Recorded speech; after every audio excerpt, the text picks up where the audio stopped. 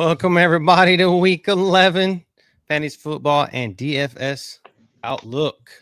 Brought to you by Ballers and Briefs. What's up, dudes? What it do? What it, man? How are y'all? Why does this week feel like it's like been so long? I feel like it's been flying by. I don't know. This feels like it's I don't know. To me, it's feel like it's dragging ass. Or maybe the last couple of days. That fight last night, the fights tonight, football. Oh, I forgot to bet on that, man. Yeah.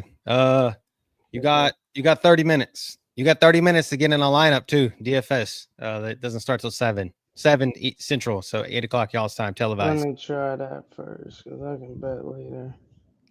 Yeah, the I don't know.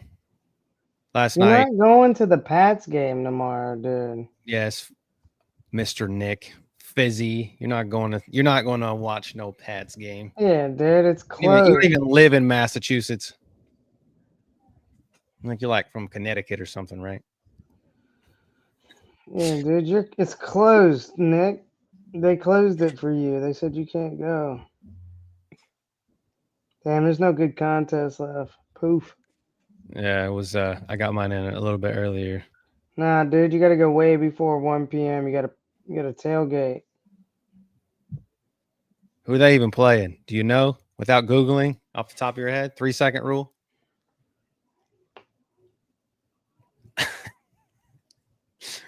But why do I feel like he just spelled the razor? It is. It's actually is what it is. Yeah, and it's actually spelled wrong. It's 2 T's and an E, I think. He Googled it. There he goes. There he goes. He Googled it. So, first off, did Serrano get robbed last night? Yes or no? Did y'all the women's fight beforehand? No. Everybody seems to think so, but I think Katie beat her ass. Man, I even told Tommy that when we were watching. I'm like, you can't. So first off, I was going to bet on Serrano before the fight, but it was gone. So I'm not biased at all. I was actually going to bet on Serrano. But as Serrano, you cannot let your opponent do this, walk in a straight line at you, get face-to-face with you, and then smack you for 5 combos every 2 seconds. Just would walk in, ball up, and punish her. And then they're claiming headbutts. First off, they deducted a point from her when she didn't even headbutt the girl. The second time they headbutted was because of Serrano trying to dodge a punch, and when she came back up, smacked her head on her. So not her fault at all. The girl does fight head forward, but many fighters fight head forward. In the UFC all the time, the way to counter that is a jab. You do not let somebody ball up their fists, cover their face, and walk blindly at you in a straight line. You got to move, dance around, jab her. When she does that, body shots, open her face up, tag her. I'm not even pro fighter, and I know that. Her corner wants to cry at the end of the fight, talking about, we known this, she does this, we've known this. If you know this, why didn't you prepare for it? Why is Serrano getting her ass beat by Katie and this bitch? John. That's my take on it. That's for you, John. That's for you, John. We'll see you later. That's for you, John. But everybody thinks Serrano got robbed. I see that, but I don't. I think Katie beat her ass. The punches, though. I mean, like she out punched her, though. But I see it. I say it too. I mean, I was watching with John, so like we were watching it, and her eye, man, Serrano's eye looked like it was just about to open the other direction. Like that eye was rough. Dude. At one view, you could see a mini hole in there. You could see straight through that bitch's eye socket, dude. Like when she was bouncing, it was like flapping, like flapping. There was a hit where they put a glob of like that Neosporin shit on it, and then she took a hit right in the beginning of the round, and you just watch that glob smooth off her face. Oh yeah, it was rough. It was rough. I mean, I don't think necessarily she got robbed. The numbers say otherwise, but like something I heard last night, and I thought this too. You can't try to take a champ to the decision like a champ, because they're gonna get, because it's kind of like tie goes the runner. You know what I'm saying? Like they're the champ. So the judges are gonna give the champ, award them just like style points just because they're the champ and they're not getting beat, right? You can't take a champion to the decision. And I kind of felt like that was part of the thing. And then of course, like Taylor was what? She's an Olympian. She's Olympic gold medalist in boxing. She was, man, when they announced her, she had all kinds of fucking. She come out. I asked this dumbass question. I was like, why does she have so many stats. belts? Like she had so many belts. They named them all when they introduced her, man. She was like state champ, Olympic champ, country champ. They kept calling off shit. I'm like, God damn, this bitch is bad. Yeah. I'm like, sheesh. Yeah, it was I thought it was good. And then Mike Tyson looks 58, or did he look 68 to you? Because to me, he just kind of like I kind of felt bad, man. Like I felt bad for him. And then after the fight, when he was talking, that's what scared me the most, man. Especially after what we've gone through recently with losing family members and shit like that. And they're only like one of I'll them tell was you in his what, that was 60s. not the Mike Tyson that they were showing training. That's man. for sure, I felt man. like he just looked so slow and like he really wasn't there. I mean, he had one round. I thought he gave one good round, and then after that, it was downhill, and you could tell Paul knew the same thing. I mean, everyone in the stadium knew the same thing. So you just were kind of trying to get through the rounds, and I guess avoid kind of knocking him out, because I just think at that point it would just been kind of, what's the point? Yeah, like what are you getting out of this knocking Mike Tyson out in this area? It just seemed like his legs weren't really there throughout the entire fight, and so it doesn't matter. You know, if your legs aren't there in a fight, you're gonna lose 9 times out of 10. So yeah, I felt bad for him for real. It was just it was It rough. played right to my bet, man. I bet the over and I bet Jake Paul to win by decision. So I was just watching it and I'm like, all right, no, don't hit him. And it looked like Jake Paul was taking it easy on him. It looked absolutely scripted. There were times where Jake could have just I think he let off. I think he let off the gas. He did not want to hurt him, man. So I give Jake respect for that. Plus, he won me my bet, but that was not Mike we saw training. So I know they said he hurt his knee training or some shit, and that might have been why he was wobbly. But like my man looked scared, like he's chewing on his glove. I mean, that's Mike Tyson thing. Look, like if you go back and look at old Mike Tyson fights, they kept saying that, but it was never like that, dog. It was like a bite here and there. This man was like the whole fight. I don't know, just, dude. I think there was something. Like I said, I feel like there was something. Like even you could go on tinfoil hat theory. Like there was something up with him. Like rather it was something that he took before the match or something that he did. Like he just kind of he didn't seem that he was all there. Like even after the fight, dude. Like it was just like I couldn't get through it. So okay, man.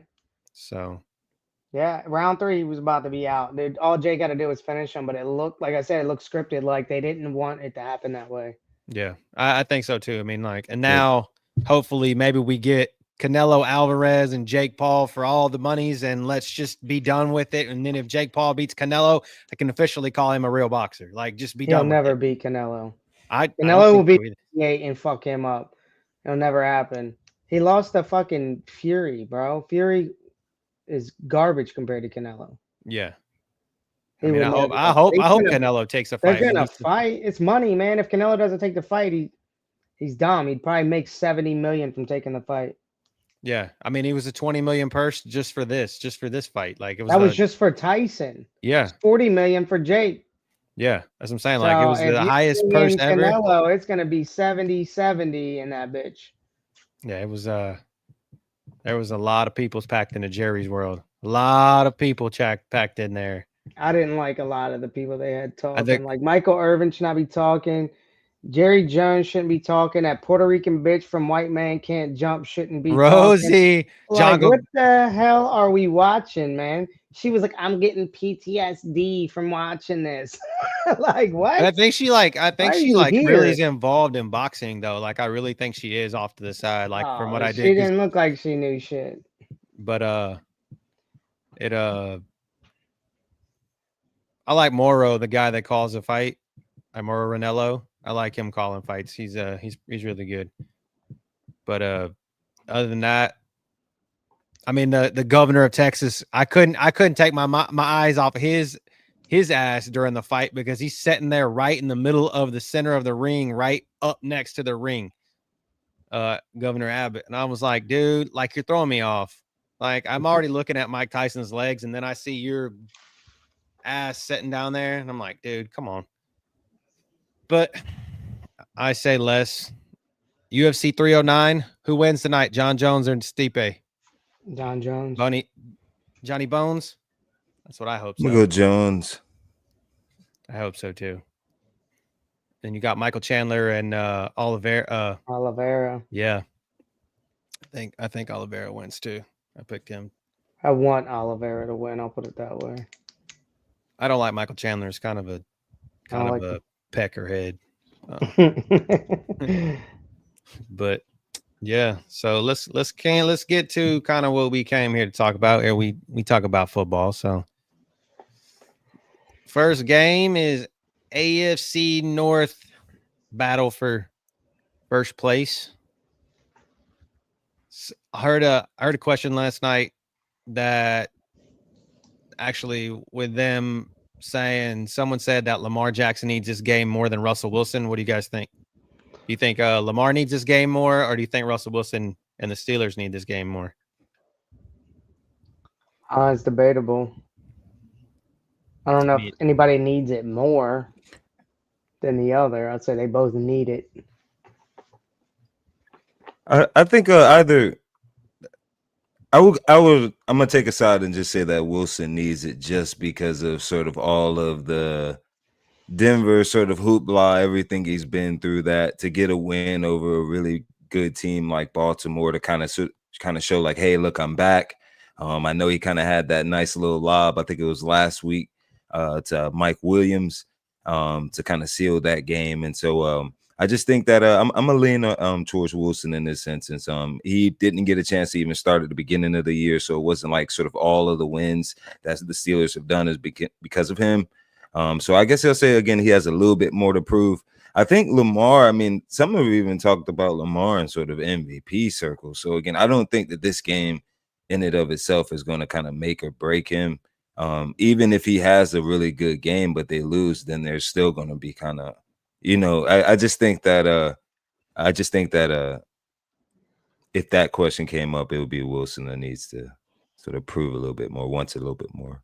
That's exactly what I said. I think he does. I think he's Russ needs this more than Lamar does, especially on the back end of coming off of Justin Fields still being around. So, Nick, I can't even with you right now. Like, I can't even. You're not threatening me with Jermo Elkins. Nick's gonna be at the Pats game watching them lose tomorrow. Don't worry. Let him go. Go watch. It's probably gonna be cold as fuck there too. Worst team in the league. I mean, I'll tell you, I like Russell Wilson more than I like Lamar in this game. And that's because why?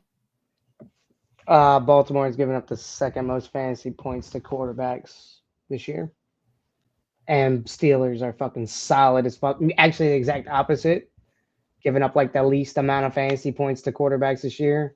Well, this is that game. Daniels, so this is that game where Lamar plays down. I don't know if he plays down. I think if anything, he plays up. He's not gonna be able to do what he wants against his defense, just like Jaden Daniels couldn't. I think they are like the same type of person, and the Steelers know exactly how to stop it. I think that's gonna be Baltimore's issue. I think so. In this game, actually, the 48-5 feels a little high for me. Just again, I know I'm a little always on these divisional matchups. Sometimes again, just kind of like on Thursday night, they play a little bit lower. Just because again, they're sort of a little bit more familiar with the people that they're going against as they go against each other twice a year. So sometimes those games play a little bit lower.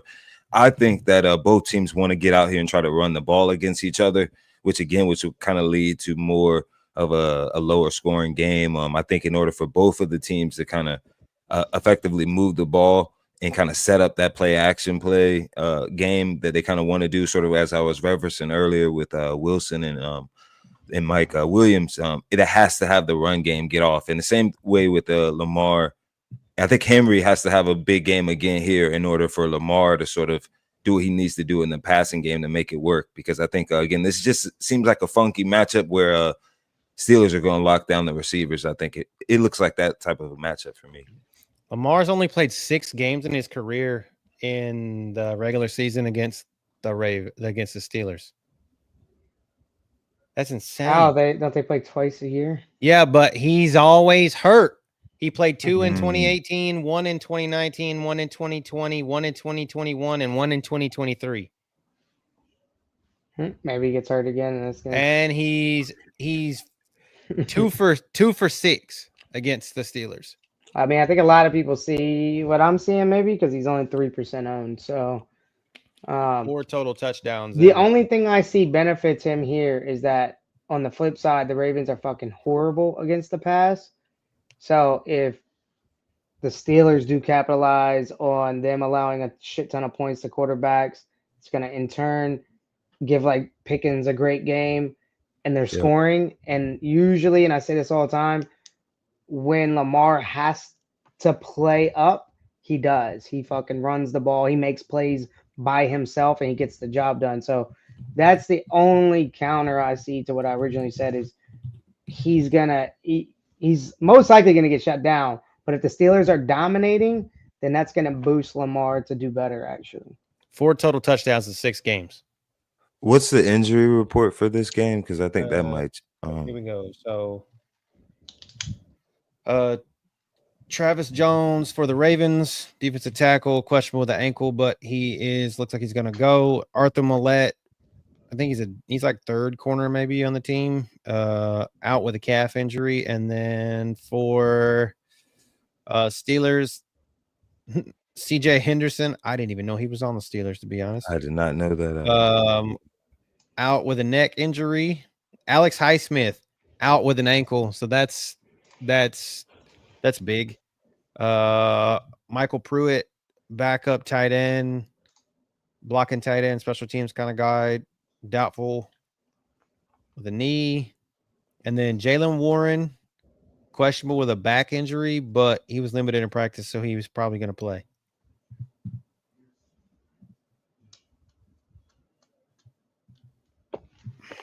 I don't think they're relevant injuries.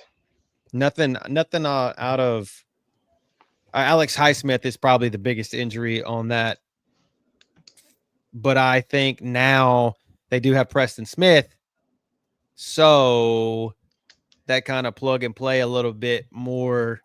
He'll probably be on that defensive line in that spot, kind of on the edge rushing spot where Highsmith was, because he's been there for a couple weeks now. So he should be able to just slot kind of in. I mean, I don't think he's going to be making the same kind of plays off the jump, but I don't know. This matchup feels like a friendly matchup for if you're looking for someone to get a little different fire move here in this matchup. I just think that if you're going to try to run the ball, which I believe is what they're going to do to kind of set up the pass, I love the tight ends when you're going to have that type of scheme, because they're going to be the ones more so that kind of gets lost in the shuffle after the run block. And so I just like Pratt Freiermuth. I think he had a couple of catches, if I'm not mistaken, last week. I just see that chemistry starting to get going. And then even on the flip side, in order to move the ball, I like Mark Andrews as well tomorrow in this matchup. I just see the tight ends kind of having a bigger game than the receivers tomorrow.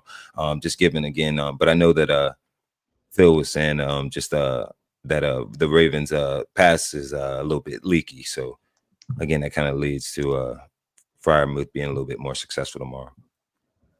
The Ravens aren't the greatest against the tight end. It's one of their weak spots. Because wasn't it just 2 weeks ago? Was it? Damn, Freiermuth low. Was this the Gesicki game or no? Was that against the Ravens? for the 2 Firemoose only touchdowns. 2% Well, owned right now. Cade Otton against the when they played the Bucks, 8 receptions for 100 yards. Obviously, that they didn't have Baker didn't have anybody to throw to at that point. Mike Gesicki. The last time they played, 4 receptions for 30 yards. Okay, that was a different team. And then the first time that they played, Mike Gesicki, 2 receptions for 31 yards. Let me see. I feel like somebody else did it to him too. Zach Ertz, 4 receptions for 68 yards. I mean, these are 10. That's 10 solid fantasy points. They've allowed 12 fantasy, a top 12 fantasy tight end in 7 of their last 8 games. Mm-hmm. Dalton Kincaid, Pretty 5 unique receptions for 47. Firemouth only being 2% owned. I think it's just because that they don't go to him that much.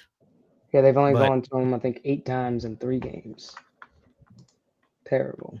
Yeah, that's the thing. But I mean, it kind of sets itself up for if you're trying to play somebody on that side and not be on. I mean, Pickens isn't chalk. He's 13%. But if I would say for some reason, if you had this wild hair to run a Russell Wilson stack, you could run that low owned Freiermuth, right? With Pickens. No bring back because Baltimore can't trust them. Yeah, I mean, especially with Lamar, it just is a game where Lamar, I don't see. I don't know. I just feel like they don't play up to snuff against them. Versus the Ravens. Can't spell.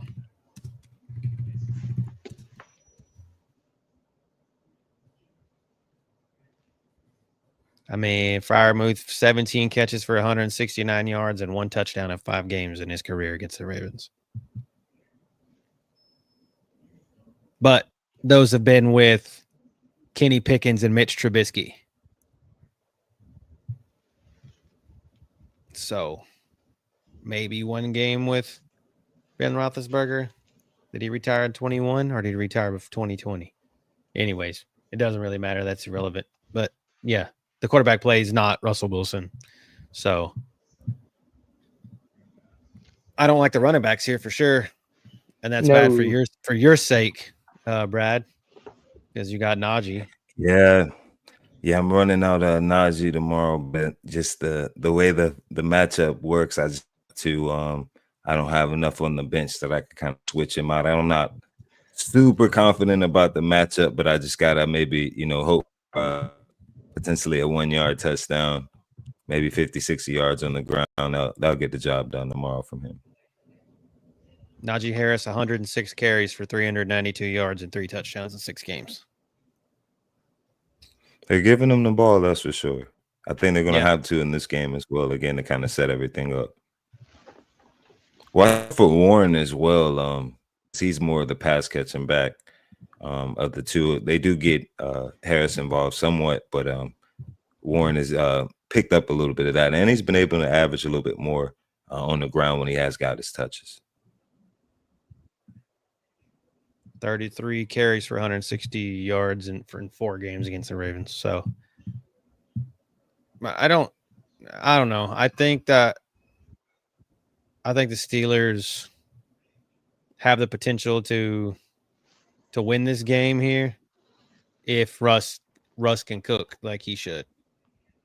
It needs to be a passing game. They need to be able to throw with him, and they just need to keep Derrick Henry in the box. So, but I don't know. This could just be one of those games that blows up in my face, but I don't see 48.5 points. I don't know. I might be wrong. No, I don't see that. I'm gonna go with the Steelers. I think they pull it out tomorrow. Close close. I think they win too, just because of some fact that matters. Lamar just gets dominated by the Steelers. He beats up on the Bengals, but it's always a high scoring ball game. And then I looked last night that he's not beat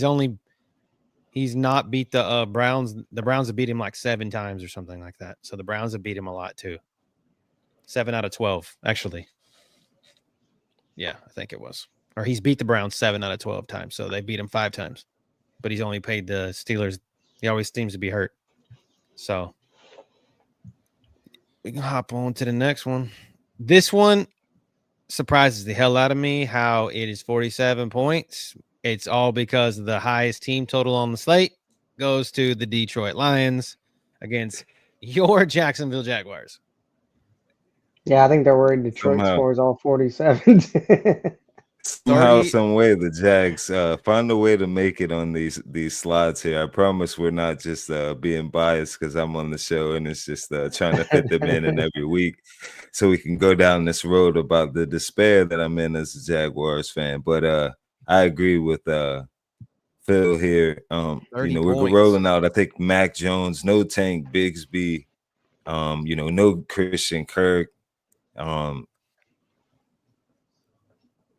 I'm speechless. I'm not even sure, how to really formulate a game plan that could do enough to beat this hot Detroit team that's playing on fire right now. Got a lot of confidence, a strong offensive line that could push you off the ball. They could literally just run the ball and probably beat us without even having to throw the ball, to be honest. But here we are. This is to tell you this. Jahmyr Gibbs is not high enough owned. He is not high enough owned.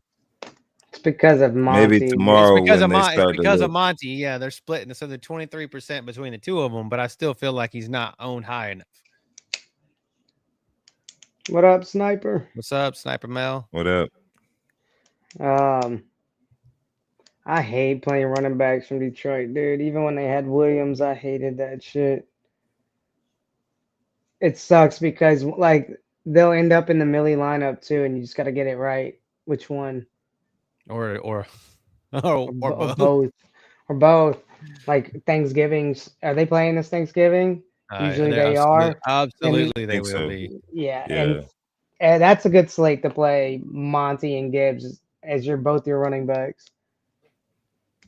I mean, this is. I'm not doing it on a main. I don't know. You might be able to do this one as well. I mean, now you go in there and play you a showdown in this one, and just put smash, put all 5-1, 5-1 Lions to Jags players, and put you a defense in there, and then.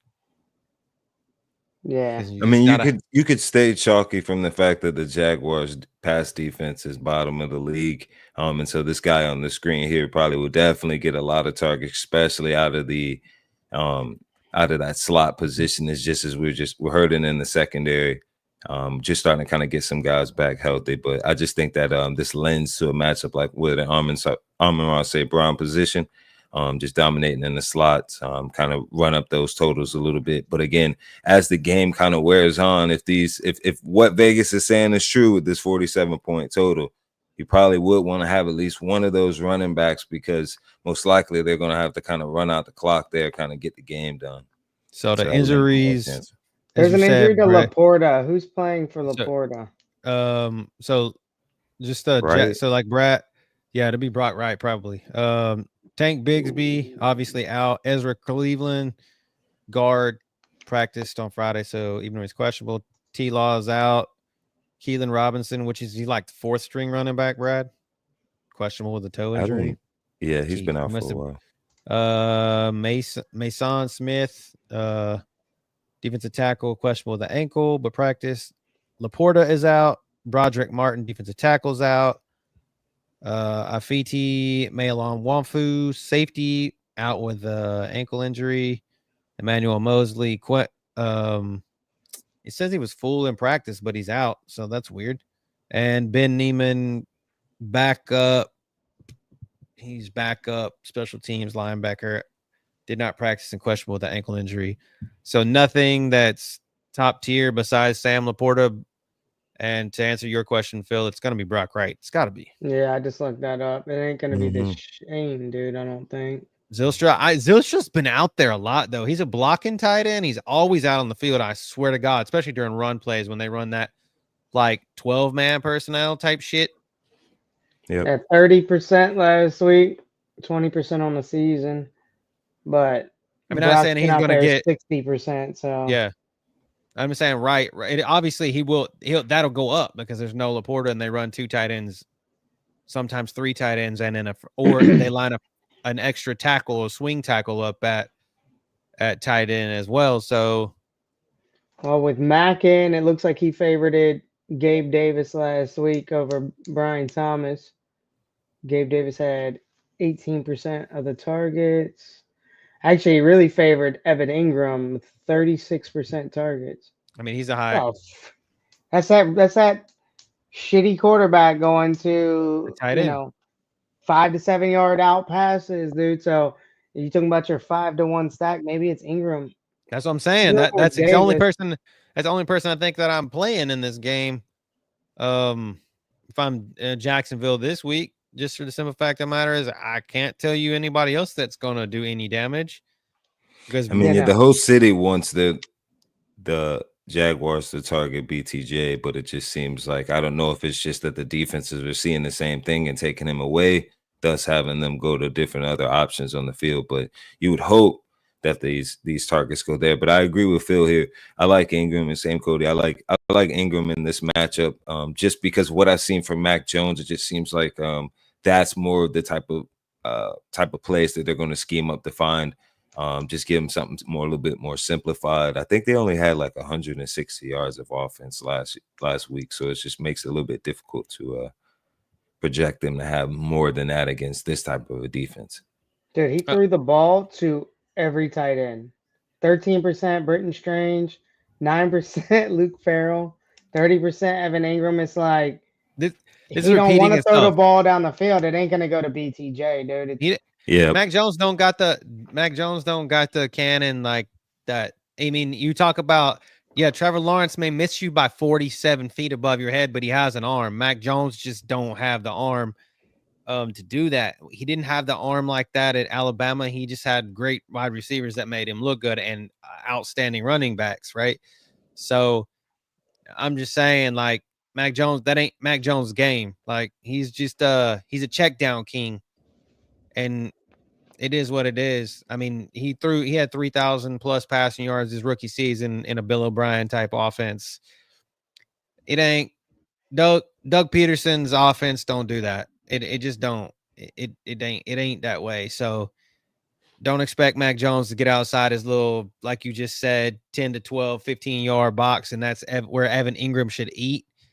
I mean, the middle linebacker play is suspect sometimes there for the Lions, but it shouldn't be. I don't know. I don't even think this game could be out of hand quickly, and this might be where you pay up for the defense. Yes, I agree. Because that defense only 4% owned. This is a place that you could pay up for the defense. I did it last week with Minnesota's defense against them. Whoever's playing Jags with Mac Jones, you have to. I feel like you have to. I mean, it's smart. Like usually you punt defense because it could go anywhere, but it's almost like playing a stud player this week, dude. And Mac Jones at the helm, like I said, he's not throwing the ball deep. They're gonna have to inch their way down the field. And no banger at running back. I mean, Etienne's good, but he's not a punisher like that Tank Bigsby is. And then I ain't worried one iota about Darnus Johnson. Like, and no. Detroit got a good run defense, so yeah. DJ Reader in the middle is nice. It's a nice set. So of course, if anywhere you target Detroit, it's with the wide receiver, but they got Mac Jones. So I mean, Jared Goff is 4% owned. I don't know if it's obviously it's because they think it's going to be a run game, not a competitive game. You want the competitive games. That's where the quarterbacks shine, and in competitive games. This shit here, man. If they go up 14-0, they're literally just going to run the ball. Start running the ball. Yep. Monty and Jameer, and probably some third and fourth string runners in there. What's his name? Oh my God, what's their Craig Reynolds and Reynolds. Sion Vaki. You're gonna see them get some love. Vaki's a rookie. I was a rookie out of Utah. You didn't see somebody. You want to know something crazy? You talk about some second string guys. Watch Amon-Ra not be even involved much tomorrow. And this is the Tim Patrick, J-Mo, and fucking Khalil Herbert. Raymond. Khalif Raymond. Khalif Raymond eating all day. Watch those guys be the ones that those are the ones I expect to eat on Thanksgiving. Allen Robinson or some shit like that too. Always some fucking weird shit on those slates. I don't know if this is gonna be it, but I don't think they need to do much here. They just need to kill clock. Detroit. It's in Detroit too, so yeah. Could be this game's gonna be that one that you're watching and like you look on Red Zone and it's already the second quarter. And like the other games are just like there's still 8 minutes left in the first.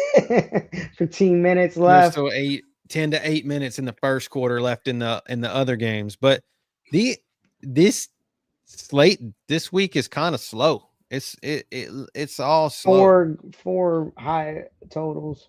Yeah. So I mean, obviously, I think the Lions win here, and I think that they win big time, and they're already partying back in the back before the Jags offense even steps off the field. So I agree. Yeah. Unfortunately. We can hop on to the next one. They have the second highest team total of 49ers, 27 and a quarter. I think the last game is the one to like really focus.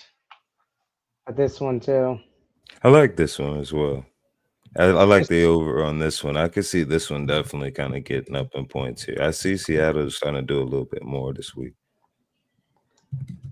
Yeah, maybe some Metcalf. He's been quiet. He's been hurt. He's been hurt. Let me see. Where'd it go?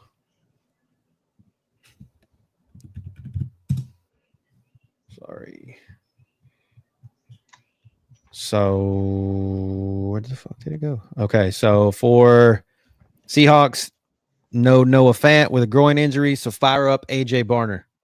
By the way, no Brady Russell, another tight end, out with a foot injury, and then Connor Williams. They're like he was only like 27 in his second year. Their center, he just quit. He just retired yesterday. So he just retired yesterday. He's like, I'm done with football. I'm done. Yeah. I'm just taking my. I'm done. I'm taking my ball and I'm going home. Then for the 49ers, Aaron Banks, guard, questionable with a thigh injury, but he practiced. Nick Bosa, questionable with a hip, but he practiced. John Feliciano, their center, questionable with a knee, but he practiced. Kevin Givens, defensive tackle, out. Gross Matos, defensive end, questionable with a knee, but he practiced. George Kittle, questionable, but he practiced, so he's going to play. Darrell Luter, corner, doubtful. Javarius Ward, corner, out. Trent Williams, questionable, did not practice. Keep that in mind. And then Mitch Wisnowski, their punter, is going to be out. So my thoughts, Brock Purdy has a passer rating of 114.3 with 1,049 yards and 8 touchdowns, 2 interceptions in 4 games. Bam. There you go. Second highest owned quarterback, but it's not high ownership, so it's easy to play him. 10% is not a lot.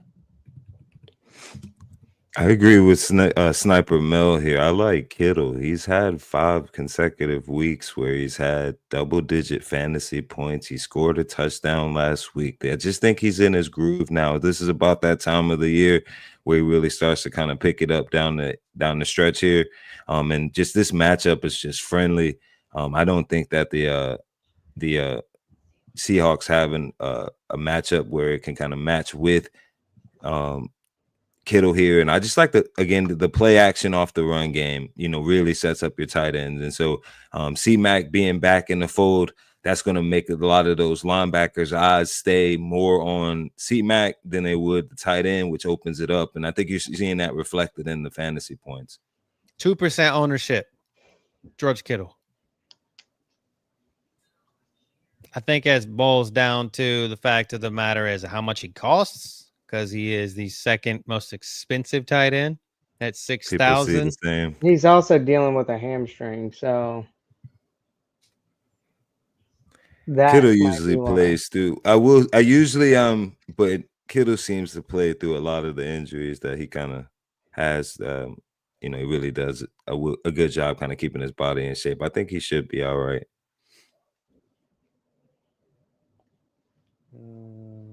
He was limited in practice on Thursday and Friday. He sat out on Wednesday. He expects him to play. But keep that in mind. So that's the reason why. Any love for Ricky P tomorrow?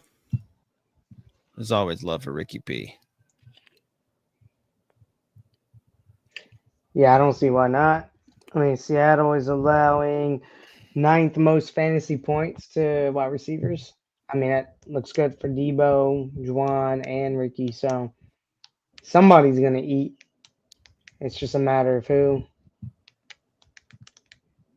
I keep going through a weekly torn phase between it's either Lad McConkey or basically Ricky P, kind of thrown in the middle each week. I got Lad on the starting block right now, but I'm a little torn because of this matchup, and I see Vegas thinks it's going to be a good point total, so it's making me lean a little bit. It'll be a game time decision on that one. I mean, me, I like them both, and to my detriment, I like that. I didn't have either one of them, but man, you have Burrow.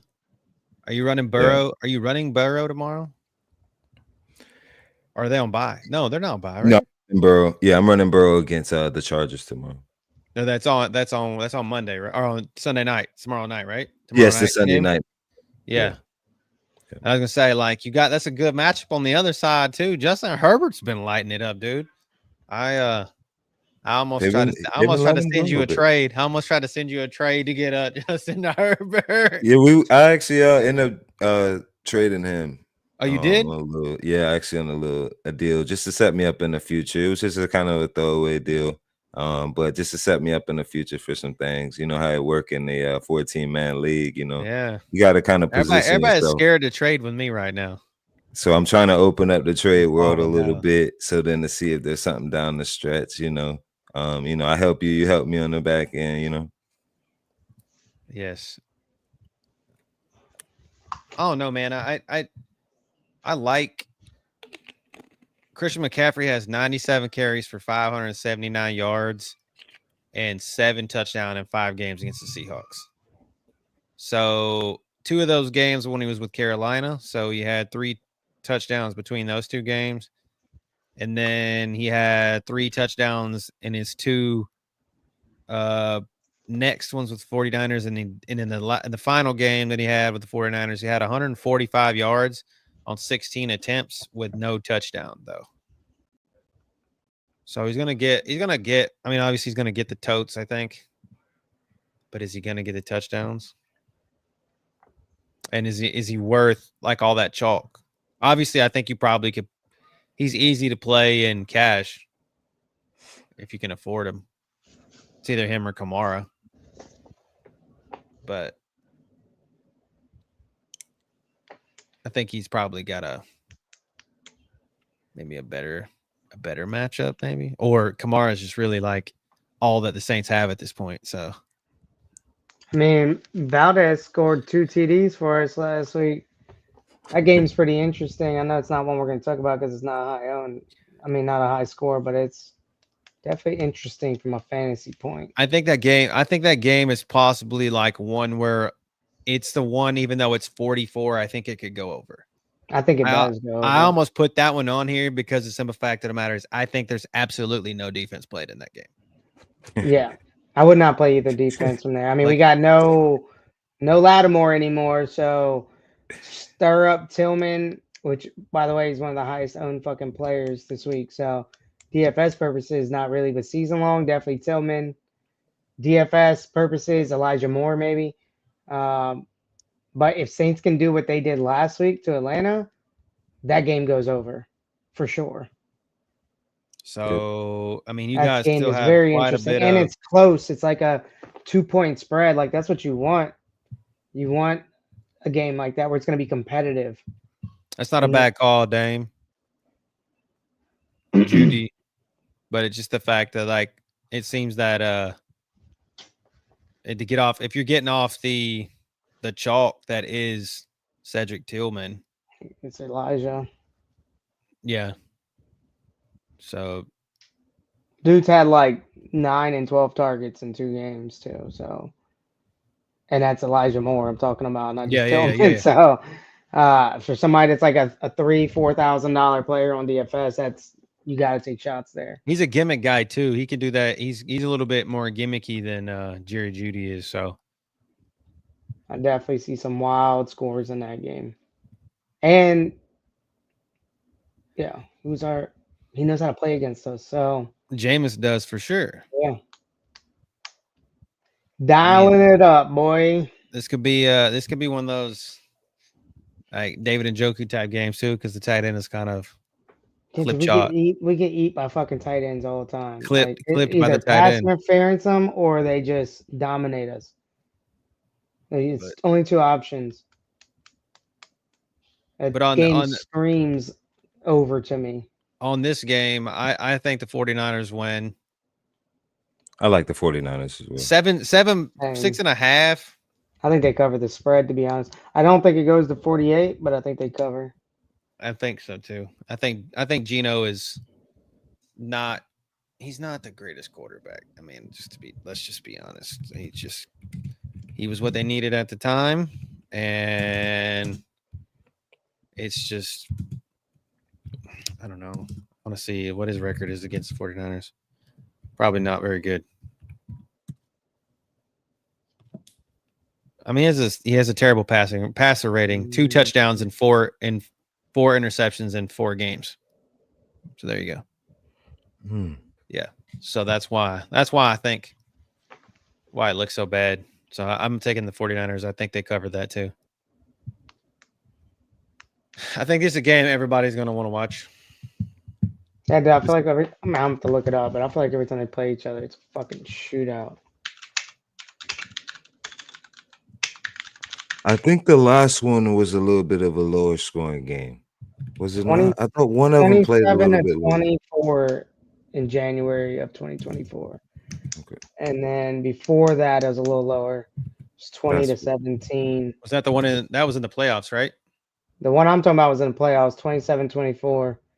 That's the one before that, not in playoffs, it was 20-17. But like the ones before that, man, 24-20, 36-42, 38-20, 24-38. Like they fucking shoot it out. That's why I like this one. Josh Allen's only played the freaking Chiefs 4 times. Well, these are just history of the no, I'm just saying that he's only played 4 times. But the fact of the matter is he has an almost perfect passer rating and almost 1,000 yards and 9 touchdowns and 2 interceptions in 4 games. So he's had 2 touchdown game, 2 3-touchdown games, and a 1 touchdown game. And he said, here's the 3-touchdown game right here. This was, I don't know which one I clicked on. Fuck. I think it was October 16th, 2022. Yeah, 329 yards. Yep. 3 touchdowns. Stephon Diggs had 1 of them. Gabriel Davis had 1 of them. And Dawson Knox had 1 of them. Damn, Stephon Diggs had 13 targets in that game.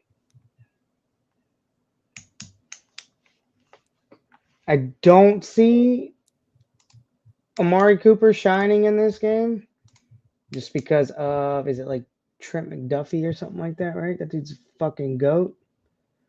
Yeah, McDuffie. Lock down Jamar Chase to 35 yards. Lock down Chris Olave to 10 yards, and lock down Brandon Ayuk to 23 yards. There's lockdown, so that means Khalil Shakir could eat. My man Khalil. So for the Take that. injuries, Charles Omenihu, the defensive end for the Bills, out. Pacheco, I mean, it's for the Chiefs. My bad. Pacheco's still out, even though they say he might play. Spencer Brown, tackle, questionable with an ankle. Keon Coleman, out again with that wrist. Amari still limited in practice, questionable with that wrist, so keep that in mind. Kincaid, no Matt Milano, the linebacker. So there's your who else the fuck is Josh Allen going to throw to besides Shakir? Dawson Knox? Because Kincaid's out. Fire up Curtis Samuel and Mac Hollins one more time. Dude, I played him last week. I think he targets Hollins a lot, dude. I agree. I think he's built up a chemistry with Hollins.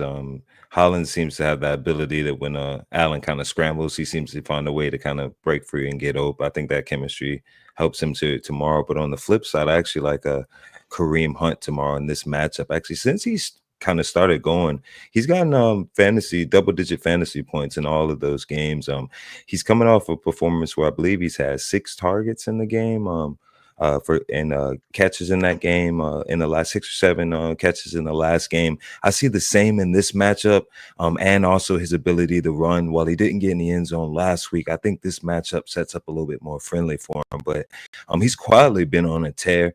I'm not sure how much he's going from a daily fantasy, but you have him in your season long. I would start him tomorrow as well. I just see that train continuing to go.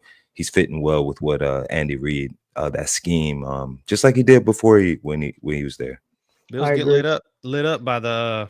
They do. They allow the second most fantasy points per game to running back. So Hunt should do it.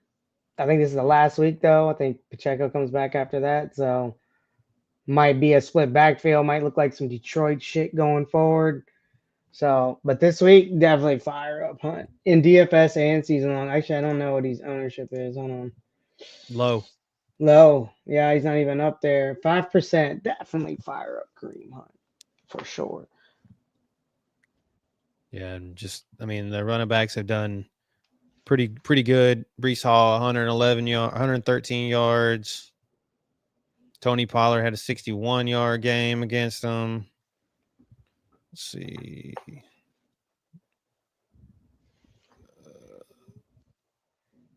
Achane, 12 carries, 63 yards and a touchdown.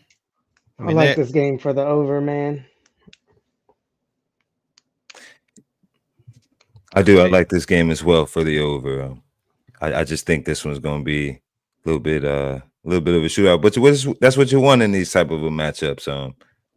I just see the defense is giving up touchdowns and sort of production on the ground and in the air. So it opens up from a fantasy point. It just depends on what option that Allen ends up choosing tomorrow. That I'm not sure. If you could pair Allen with someone, if you could find that right pair, I can see you having some success tomorrow because it just depends on which one you go with. But if you are able to connect those two together, again, that's going to work out for you tomorrow. Mute your damn TV because it's going to be a Tony Romo and Jim Nantz game. I'll have Red Zone on. Me too. Thank God. Well, no, because Chris Hansen won't be talking. You still have to listen to This is still the 4:00 game. Hopefully he has the sound. Romo. They have the sound on from the Seattle and San Francisco game. At least that will be Tom Brady talking. I can at least get by. I'm getting to the point where I'm superstition, bro. I will purposely watch the Manning cast on like primetime games because even those commentators, I never win when they're fucking talking. It pissed me off. Romo's one of them. So when Romo's commenting, dude, muting the TV. The Manning cast is just better to listen to anyway. I don't mind Romo. I don't know. I guess I'll be in the opposite. I grew up. I don't know. I don't mind him. I grew up in Redskins, man. So I hate Cowboys. I hate Cowboys players. So I got you. Gotta hate Romo. I used to like listening to Tony Romo when he first came in, but man, after a while, he screams fucking Phil Simms at this point. Like what Phil Simms used to do, lap up Tom Brady when Tom Brady was at the Patriots. This Tony Romo does that shit with Patrick Mahomes, and he's gonna be like riding Patrick Mahomes, probably, and Josh Allen both tomorrow. But like, God, Jesus Christ, he's just that. So he gets so giddy when Patrick Mahomes is out on the field. I'm like, I get it, dude. I get it. And he's kind of lazy now, it feels like. Like he used to be like real in depth and stuff, but now I feel like he's half-ass lazy about it. Like I would pay to listen to Greg Olson talk all the time. So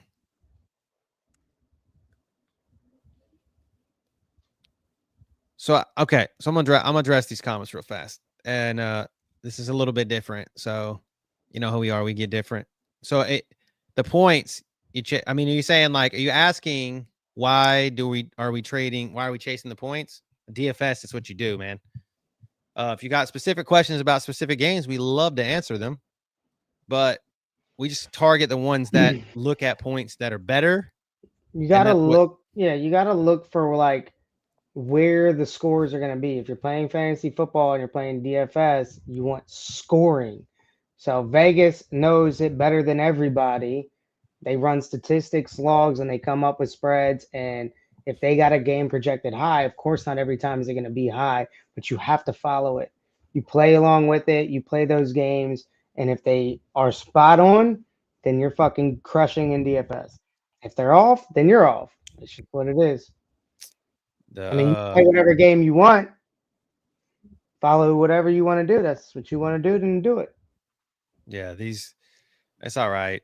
Go live under the bridge that you go crawl back under the bridge that you came out of. Dude, it's the same fucking dude. It's popping through like this guy, the same guy. He comes back and watches us every week, but same guy that came in when you weren't here, Phil. Same guy. It's all right. Hey, AS, we'll answer that question for you right now. He comes in, calls us idiots, but he comes back every week to watch us.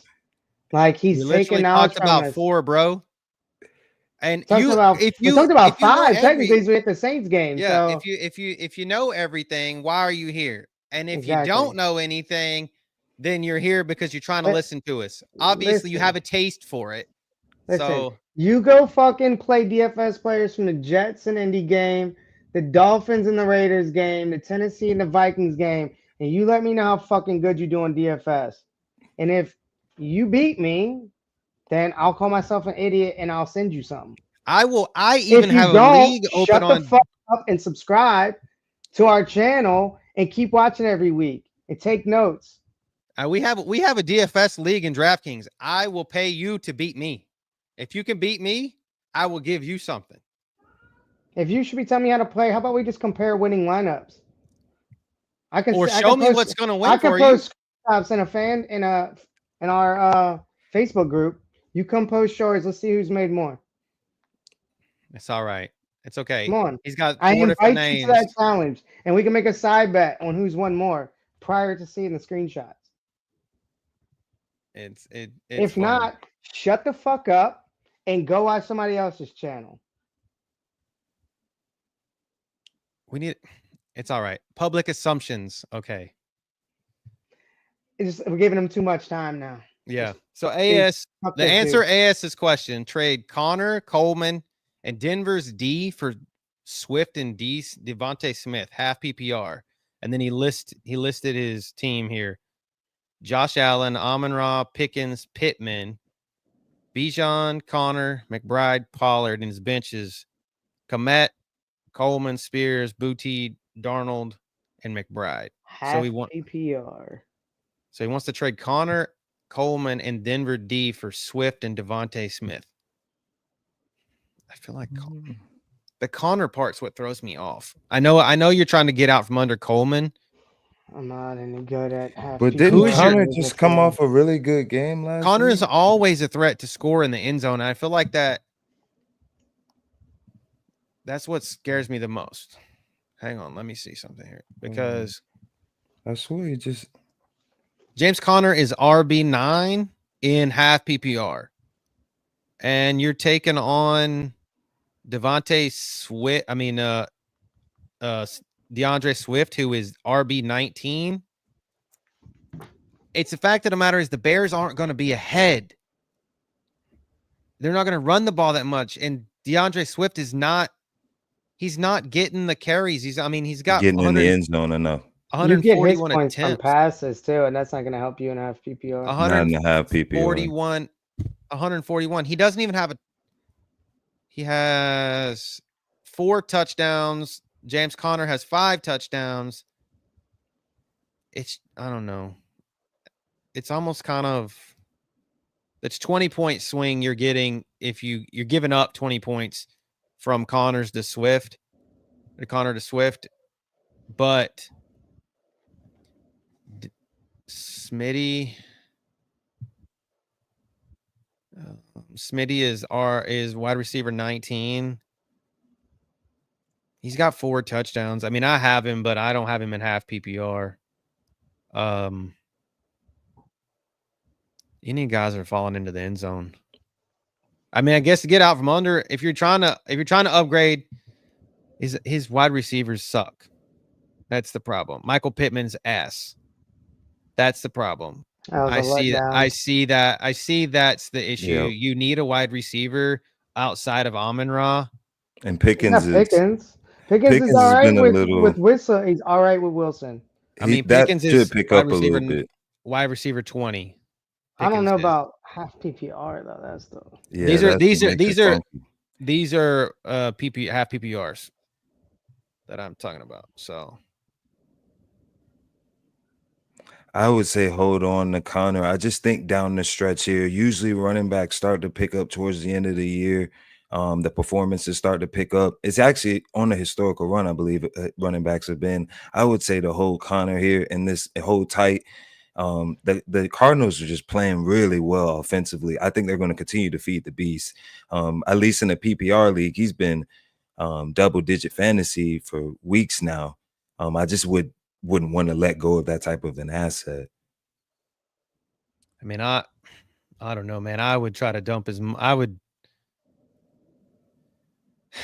I don't know, dude. I don't like that. I would try to dump maybe Pollard instead, because Pollard's is RB20. Yeah. It's both. It's not a DFS show. It is both. It is a DFS show and a season-long show. How are you going to tell us? We only talk about we talk about the slate for DFS. I'm not going to tell you who to play go through 20 games like we did this last season, and no one came and watched. To be clear, I play players from those other games that are tight. We talk about the highest over-unders for game stacks. We're showing you game stacks. And obviously you can grab players from other games to fill in the spots. Like that Saints game tomorrow is another good one. So please don't come back here. Please don't come back here. This is why. Go to somebody else's show. Comment. There you go. Bye. Get the fuck out, nerd. Jesus Christ. He comes in every week though with a new account, and you could tell it's him by the way he talks. I know. He says a certain thing every time, and he brings like 2 of his friends. I'm telling you, your ass is next. So keep on. If you want to go, you can catch the band too. Trust me, we have over 200, 300 people that watch us. Y'all too. Adios. You don't want to watch? Peace. Bye. And so back and to then go to another channel where they're giving out signed Tyreek Hill jerseys, 10 weeks in. So please back go. to AS's question here. AS, man, I don't think you give up on Connor. I really don't. If you can move off of Pollard in that. Yeah, you're right. We don't. Adios. No. See ya. Peace. Bye, your nerd. ass is gone, dude. Bye, nerd. Easy. Jesus Christ. Easy bands. That's easier than winning DFS. Right. So we lost the whole 2 watchers. It's his friend. They come every week. Yeah. But anyways, so yeah, man, I don't think you bail on Connor. I honestly don't.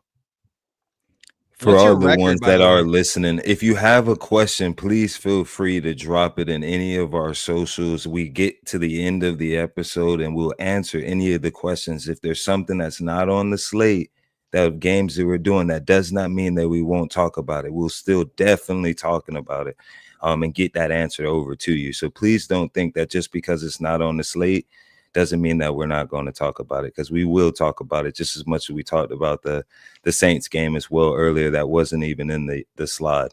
So please stay with us. I promise you we'll get you the info. We've been doing both daily fantasy and season-long fantasy for over a decade long. I've played football my entire life. I've coached the game. I literally have trained people to play football. I'm not sure how much more credentials you need to be able to speak on playing this game or doing what it is that we're doing. I'm not trying to brag on anything or speak on anything. It just frustrates me when we're just trying to give the people good information to set Hey, them up and be don't worry, bro. successful. Like these. I'm not sure exactly how much more credentials one needs in order to speak on behalf of this game that I love. But I I mean, played the game through obviously, college, got a football scholarship. Again, I am not sure exactly how much more I need to be a part of the game, it's an in order avid to prove to watcher. You others guys out don't here that believe us. You guys I don't think don't we know have the enough about credentials. football or You however it guys, is. But again, I appreciate everyone who did and is continuing to listen to us and follow us and supporting us. I appreciate the love. We appreciate every single person who comes in here and gives us support. I just, again, it's a little frustrating again when we give opportunities and we give everyone the opportunity to jump into the comment section and give any question on anything that your heart desires. Pretty much, we shown love throughout this whole process. So just please, again, stay with us on this and just believe that we're trying to get you the best information that's going to help you and your team be successful. so AS, your team looks solid and it sucks. The bye week this week sucked bad. I hate that you have to start Booty and Pittman. Why are they coming in here telling us how to run our show? These are the I same people think that that's came in. the It's the same same person people. It's the from same like person. 2 Like they weeks were here. ago, She was isn't it, this Julia? one. This one was here the other night. Like when you weren't here when I was in Mexico. This was the Yeah, this same is group the of But same came people. back. person. But Yeah. came Yes, back. But came back. I muted their ass then too. So first off, we run All right. DFS and season long. Doing the wrong That's type what of we do. content. You're in the wrong channel if you only want DFS content. We run both. Actually, 99% of the questions we get at the end of our show from all of our fluent people that come in here are season long questions. They want to know if they should do trades. They want to know if they should bench somebody. Who should they start? That's all season long. I give most of the DFS advice in here, but Cody is right there with me with it, and so is Brad. And Brad's real life has everything to do with fantasy sports. We're going to have actual NFL players that we're friends with come in this show and talk. And they don't play DFS, but what they have to say about matchups and corners versus wide receiver matchups and team matchups, over unders, is actually probably better than what you could read on paper or hear out of our mouths, because they've lived it. They've played against those players. They know who they favor against, who they don't favor against. Who You want to talk about real chooses DFS against somebody else. experience? So Go ask the guy. Go ask the guy that smugged the Jacksonville Jaguars out of 22 million. Phil and I know the guy. yeah, I was in his DFS group. He's actually essentially the one who taught me most of the DFS stuff I know. But we talk about the slate for tomorrow. All right. Everything It's we all right, talked about is for Julia. the slate tomorrow. Everything we've said is about the slate tomorrow. And we Bye. play in some plays that are good All for season game. long. Tap. Mic drop. I'm done. She came back. Yeah. But they came back. It's all right. I'm Just done. a little crew comes in. They like what you say, but then they feed negative energy. Yeah. Like I said, there'll be It's all right. there's hundreds, there'll be thousands, there'll be millions at some point. Sorry, everybody. That kind of like everybody that's actually here to listen to us talk. We appreciate, like Brad said, we appreciate you. And sorry that you have to deal with this shit. And so, Always sorry, somebody's gonna ruin it for somebody else. It just but kind of they know how to frustrates run a all of us. perfect show, but they don't run a show. It's fucking They weird. kind of frustrates us all. As far as AS question goes, if I had advice for you, I'd give it, but I am not the guy for season long, and I'm definitely not the guy for FPPR. I don't play FanDuel for that reason. So Hopefully Cody and Brad can help you out. Is it a 10? Bad, though. Sorry, AS. And I know that I keep like trying to pick your question apart. Is your team, who is available on the waiver wire? Obviously, if you got Booty off of the waiver wire, that's who you have to play because this sucks. This sucks so bad. It sucks so bad. I hate this. I hate that so much for you. 12 teams. Okay. So Booty is the second highest owned player tomorrow in DFS. So he might be a good play this week.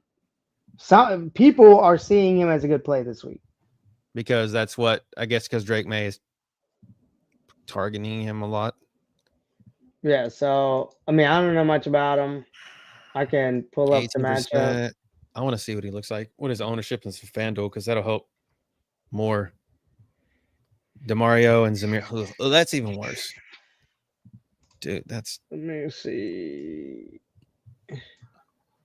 Booty at 24% target share last week. So to me, it screams like a DraftKings play, like a he's 10%. He's 10%. He's 10% owned in FanDuel too. But just like looking at it, it looks like he's the only person he wanted to throw the ball to that wasn't a tight end. And if that's the case, then he's probably got scoring potential for half PPR. That would be good for you. And he's like number 2. He's a number 2 on the team, I think. Yeah, I wouldn't say that Booty is a bad play tomorrow. I mean, you have to just do what you got to do. You have Josh Allen, and I think Josh Allen is bound to carry you through tomorrow. Do you think he could trade Pittman for Khalil and have that stack with Allen? Can I play both Pollard and Spears? Dude, you should try to see if you could trade Pittman for Khalil Shakir. Straight up. Someone would that would give you a stack with Buffalo and a solid ass matchup for tomorrow. Well, he can't. The trade won't go through before tomorrow. It won't go through. It'll have to be it'll be 2 days. It's a 2-day trade. It wouldn't go through in time. I would still try it. Nothing Maybe is after available. Sunday. He tried for Shaquille O'Neal times. You on to it. You that on was to my immediate thought. He does not want Pittman. Nobody wants Pittman. Oh, it will go through? Oh, I didn't think it would go through before tomorrow. Pittman. Except for like ours is a full 1 day. Maybe it's because they have so much time, like 24 hours to veto. Who does he want? That's the question. Komet. So you have to play Komet tomorrow. Is yours? Oh no, he has no McBride. Amon-Ra is gonna eat for you probably. Pickens should eat for you as well. Pickens gonna have to be able to. Coleman, no. I think Pickens eats tomorrow if it helps. I think you should play Butte. No, he has no Connor. He's got Bijan. I think Bijan is gonna have to because the pass defense for Denver's the best part of their defense.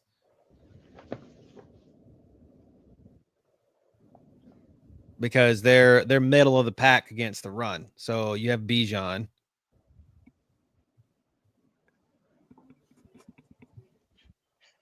They out tonight. They brought the whole posse.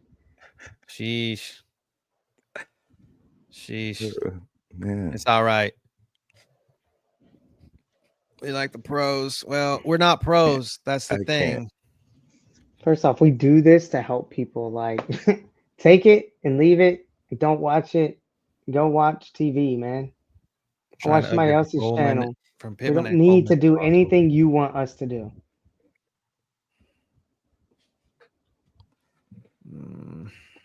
We had all layouts up there the entire show. And now they're over. We're at the end answering questions, trying to help people. We don't need a layout for people's questions that we didn't know about ahead of time.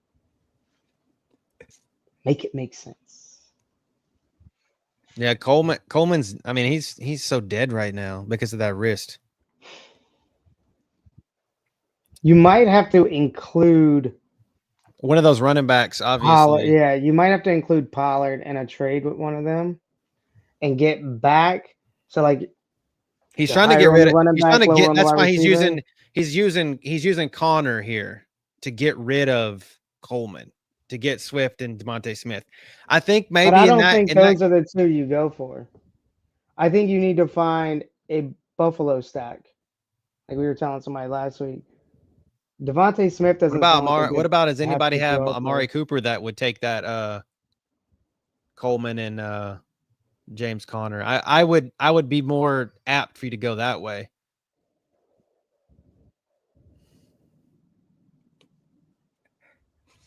Yes, absolutely. Yes, I would get rid of Pollard. Yes, I would not get rid of Connor, and I would take. Yes, that's what I've been trying to say the whole time. Like, Yeah, I went to Pollard instead of Connor Yes. too. because Naturally, I like Connor because more. you're moving up one. You're moving so technically there's 4 points in half PPR that separates DeAndre Swift from Tony Pollard. Okay, the thing is, the Bears got rid of Tony Pollard. I mean, the Bears got rid of DeAndre Swift's backup in Khalil Herbert. They just got Roshan, right? With the fact of the matter is Tony Pollard still has Spears, who you have on your roster as his handcuff. So I think that you're better off if you can flip Pollard in that with Coleman and the Denver defense. Hope to God you have another defense that's suffice. So yes, for Pollard instead of Connor, I would swap him. And if you could get that and get Swift, and you could plug Swift in. I mean, it's not terrible. He'll get you. It's half PPR, so he'll get you some catches, so you'll get part of them, and then you would. At least it's not standard. So I think you'll be fine. I would include Pollard instead of Connor, because I think Connor is going to be there for you when you need it, where Pollard is just not. Sorry. Using the Green Bay defense against fucking Swift. Okay.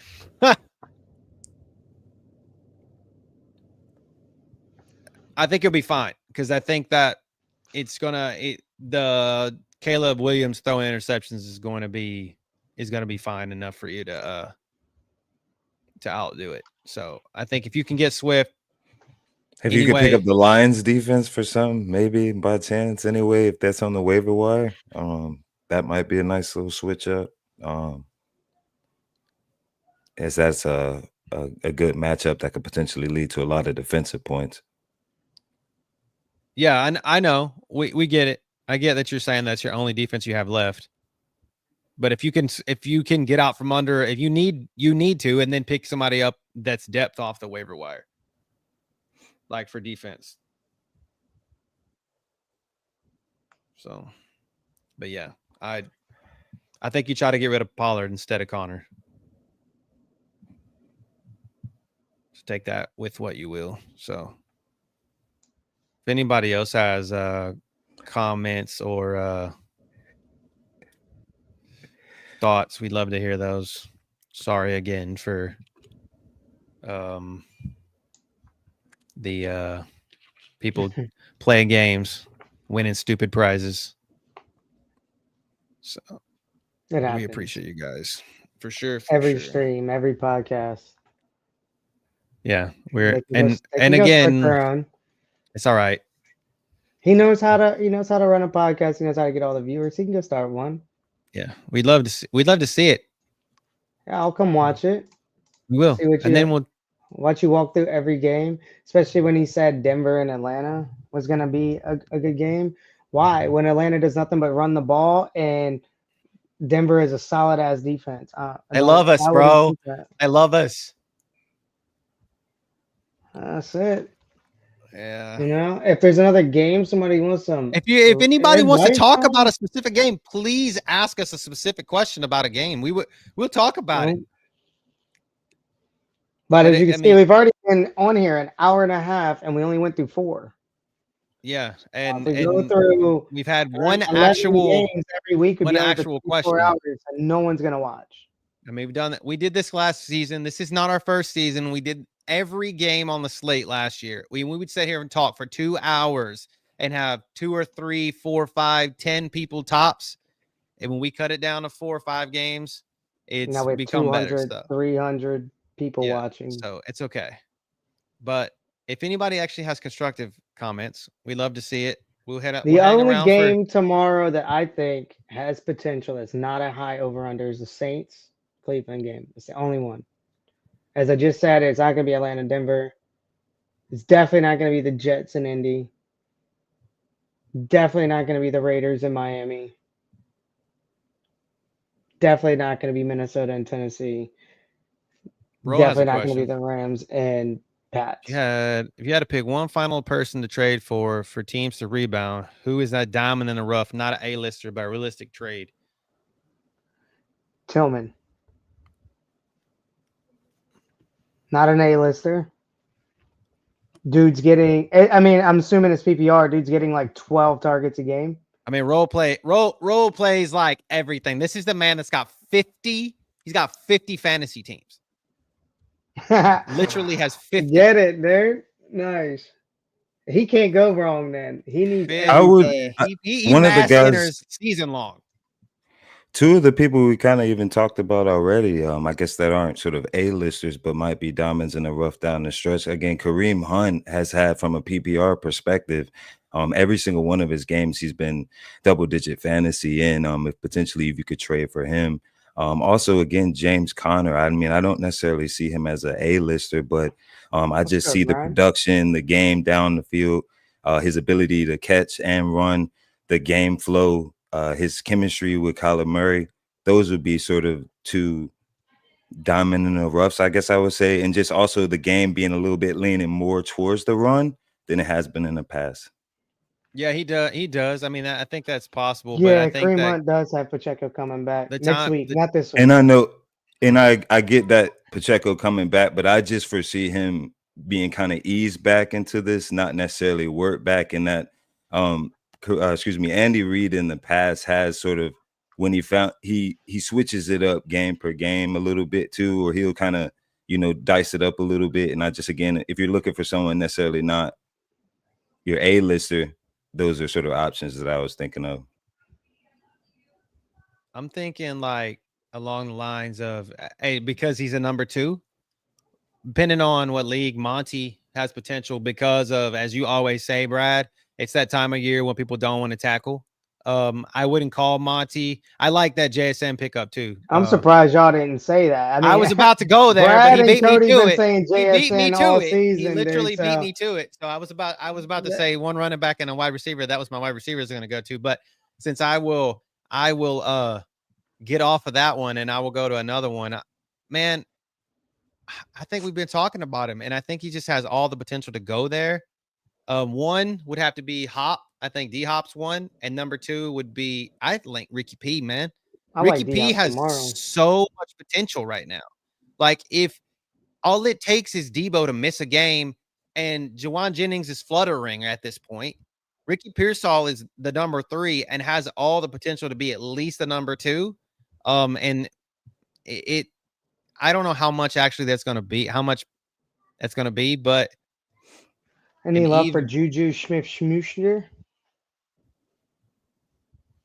For the simple fact of the matter, because D-Hop's on the field. And I like D-Hop, but I feel like the offense ain't even been out there. It's the worst Chiefs team to be 9-0, like the worst 9-0 team I think I've ever seen. But I like that for sure. JSN is a good one, just for the simple fact of the matter is that's Seahawks are Seahawks. I like Calvin Ridley too in PPR. Because I think he's been in the Millie Maker like 2 or 3 times this year. He's coming up. Calvin Ridley, Tillman. If Mike Williams can stay healthy, that moonball ass. He's had those games with the Chargers where he could really kind of blow up a slate and have multiple touchdowns in a game. If he could stay healthy and kind of get in the rhythm in that offense, watch out for him as well. Drop that hammer. As they say in Pat McAfee, hammer down. Reinhardt, Overwatch, hammer down. But yeah, what's up, Brian? What's up, bro? That's old. Fielder. That's That's Fielder, yeah, right? that's the one that Fizzy came in here screaming your name again, Brian. Going DM Monty.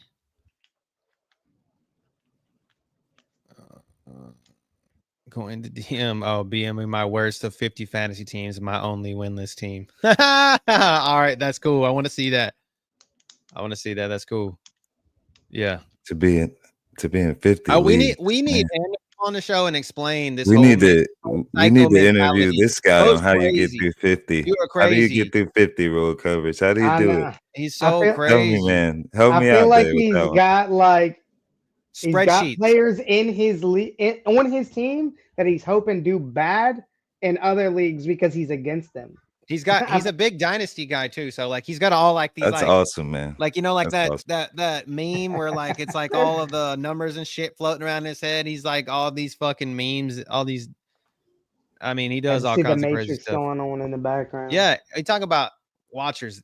That's why I stopped doing 70%. season long, man. Is because I want to play certain players in DFS, and then I was finding myself not playing them because I needed them to do bad in my season long, and then I was losing in DFS and in season long because they did good, beat me, and I didn't play them in DFS, and I'm like, I got something done. It's always the primetime slate. That's what kills me like that. Like, I mean, I had on Thursday, I had Saquon as my captain, and I had Saquon on my team. But like that Jalen Hurts, I wasn't playing enough Jalen Hurts, and that Jalen Hurts first touchdown, he just vultured it at the 2-yard line, and I was so pissed. I was like, I'm done. And then Saquon scores 2. You know, it's funny. Jay texted me. He hit the Saquon +2 tutty that we talked about on here. Like, man, that's kind of one of the guys, he hit that. Drew. I don't know if Drew's in right now, but Drew was on Wednesday, and him and Jay were talking about that 2 touchdown parlay. He followed it too, and he hit it. Like he said, he sent it, text me, or messaged me on the Facebook, and was like that Saquon anytime 2 touchdown. He hit that shit. You're insane, dog. Insanity. That's awesome, man. Props. Yeah. Big ups. Yeah, we need props. I couldn't do it, dude. Come on here and explain this just whole like mentality to us one time. So just keep the DMs open, and I'm gonna get you to come in. So that's awesome. But yeah, guys, if anybody else has got any other questions real fast, something that we don't talk about.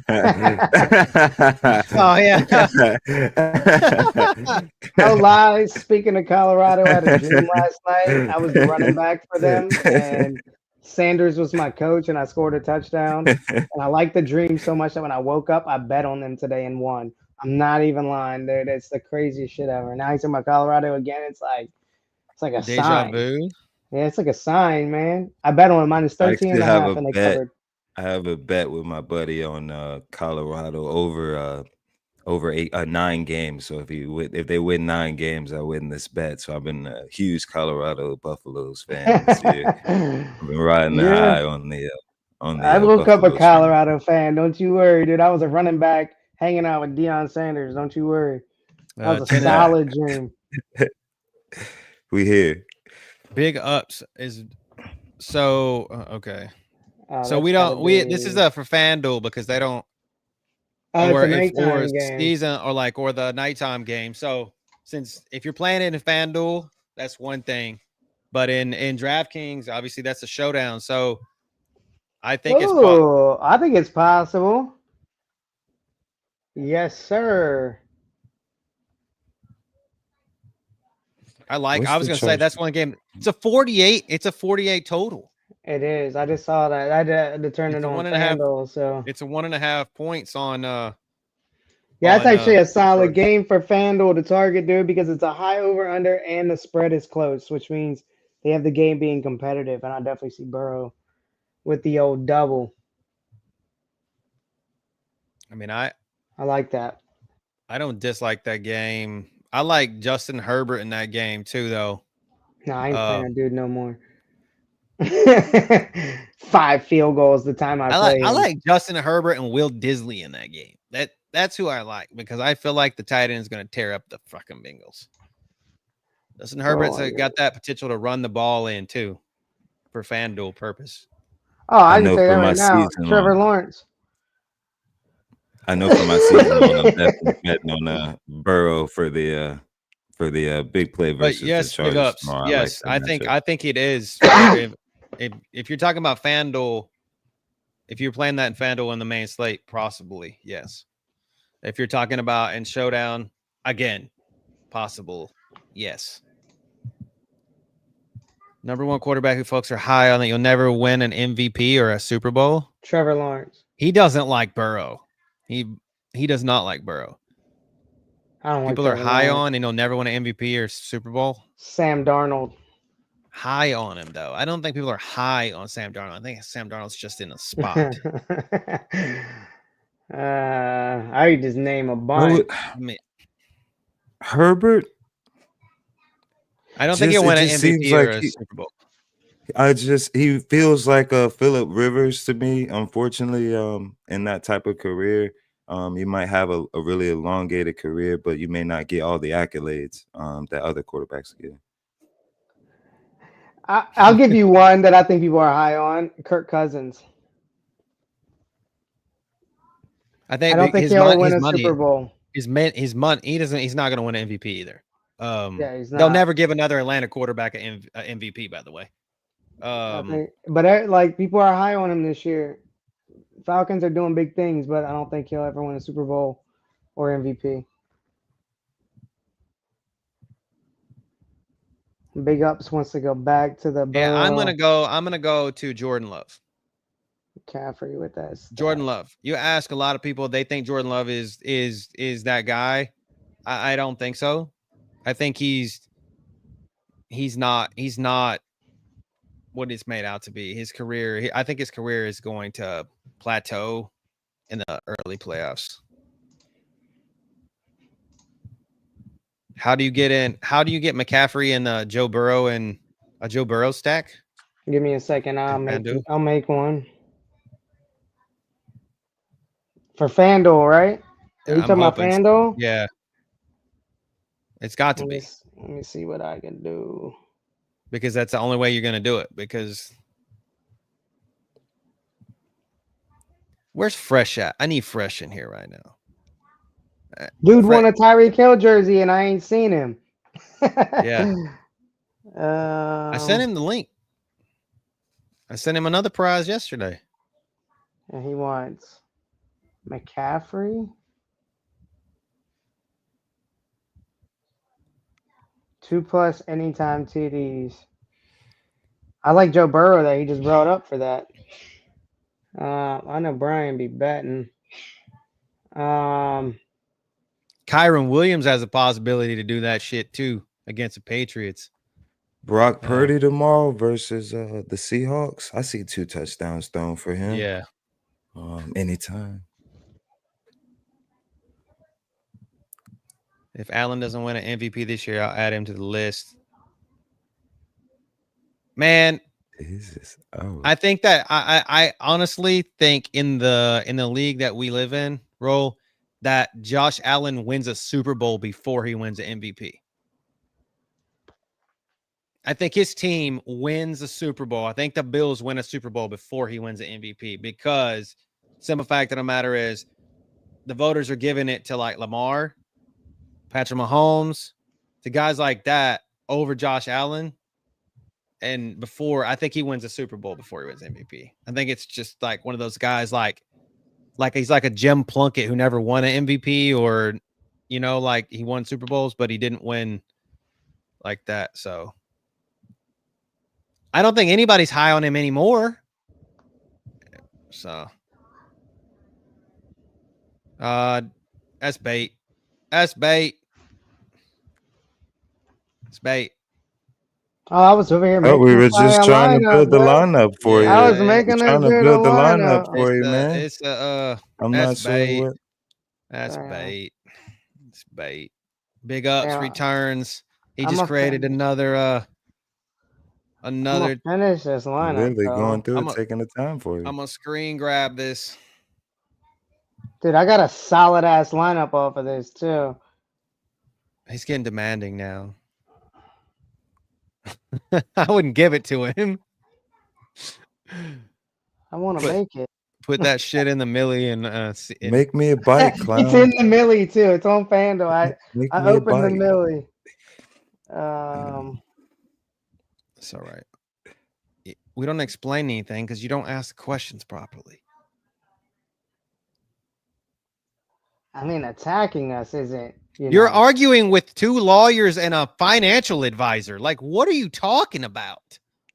First off, I don't even know why you're insulting, dude. You can say you don't like the show and keep it moving and not come back. Like, that's the thing I don't get is why do people got to talk shit and then. What's up, Chandler? Here's another one of our valued customers My and man, viewers. Chandler. This dude will come in here just to give good vibes. Chandler, thank you for coming What up, in. Chandler? We are dealing with people that live in under bridge right now. Facts. My man is coming here just to give us love. Thanks, Chandler. We appreciate you, dude. My God, for real. Oh, I like it. It's contrarian, but it's a solid ass lineup. Should we ban him before I read it? I think you should give. I think you should give him just enough. Maybe just give him the tip because that's all this bitch needs. I'm so tired of people, dude. Like, I hope my kid's not watching this. I don't know if I should read this lineup's solid, dude. I might enter this into the millie and just win it myself. Mama told me when I was young, never take criticism from someone you wouldn't take advice from. Hey, we appreciate it, Chandler. It's a solid lineup. I say lock that shit in. But I don't got time for this. So it's a Burrow stack and bring back. Give him the hammer. I'll read it. So done. All right, I'll read it. Since he wanted this and now he doesn't get to hear it. It's Burrow with McCaffrey like he wanted. He wanted McCaffrey in there. Nick Chubb against the Saints. Jamar Chase stacked with Burrow. Bring back Lad McConkey. Pump play Elijah Moore. Dawson Knox at tight end. Mike Williams against the Ravens. And the Colts D against the Jets. That's not bad. And all of the lineup. That kind of back to what building lineups on the fly, trying to give everything we can to the people. Trying to give everything we can. Man, I don't know what else. I mean, building lineups on the fly to try to make people money. He wanted that so bad too. All you had to do is just not be insulting. Yeah, not be an ass.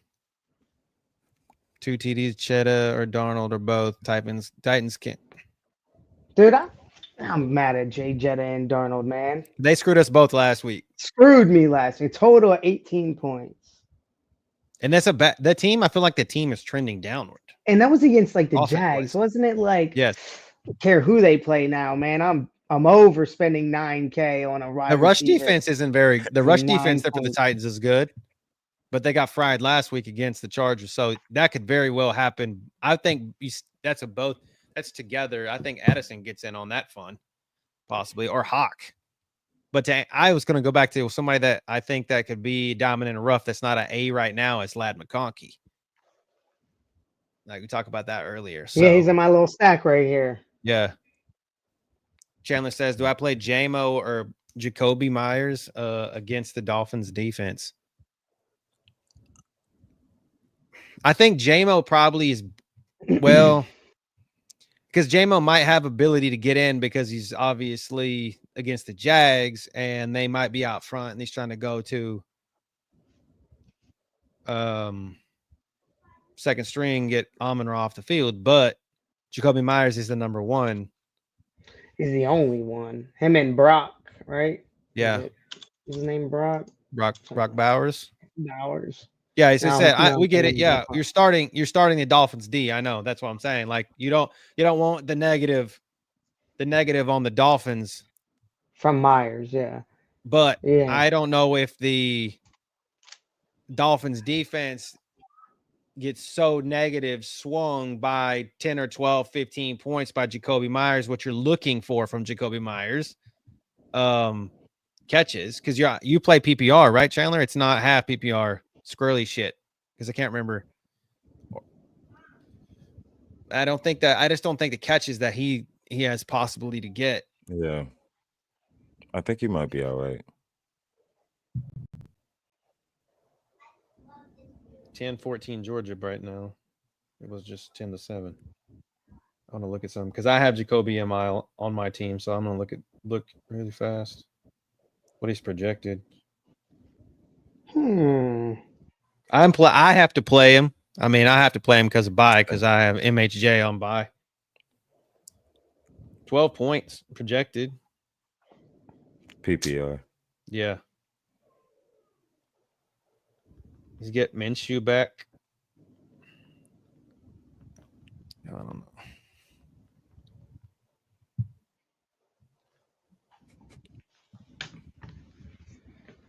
Standard. Oh, standard. No, yeah, it's a PPR. I don't know, man. I just feel like that he's gonna have to go to him, but JMO is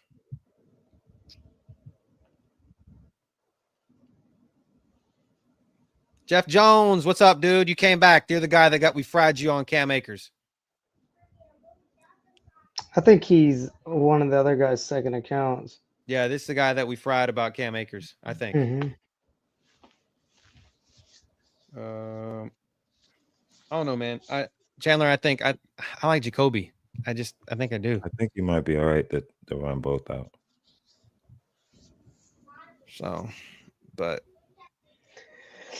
anyways, well, guys, we appreciate you. If anybody's got like full-fledged questions, I got 3 more minutes. And then we're gonna hop out of here. Yo, he was in here a second ago saying your name, Nick. It's over under.